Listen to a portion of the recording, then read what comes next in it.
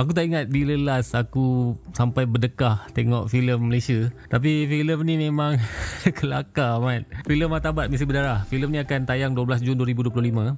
Filem arahan Zahril Azim, pengarah baru, first time aku rasa Zahril Azim mengarahkan filem. Tapi dia combine bergabung tenaga dengan pengarah yang dah cukup matang lah, cukup hebat, iaitu Adrian Tay.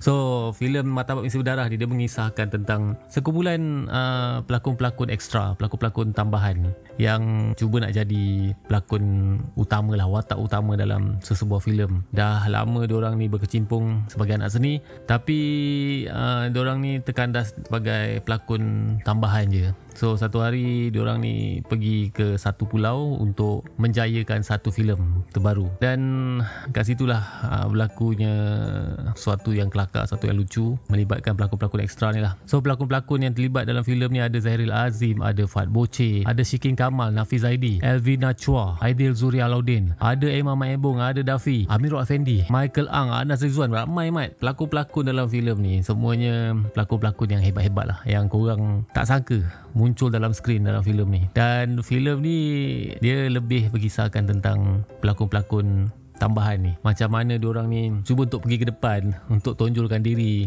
mungkin nak terlibat dalam sebagai watak utama dalam filem, tapi tak ada kesempatan.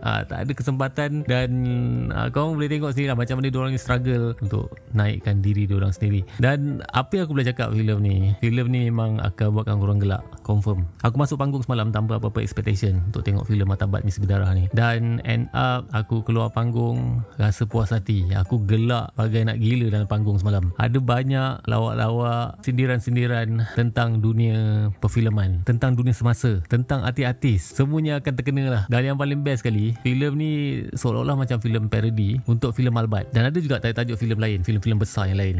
Contohnya macam Mat Kilau. Ada banyak lagi lah momen-momen yang aku rasa memang kelakar gila dalam filem ni. Dan aku terhibur tengok lakonan Fad Boche, Zahril Azim, Shikin Kamal sendiri. Dan lakonan yang paling aku suka lah dalam filem ni adalah lakonan Anas Rizwan. Dalam filem ni aku rasa dia paling banyak menjerit, Mat. Tapi main point aku kat sini, filem Martabat ni sebuah filem komedi yang betul-betul lucu lah. Daripada sudut skrip dia, memang aku rasa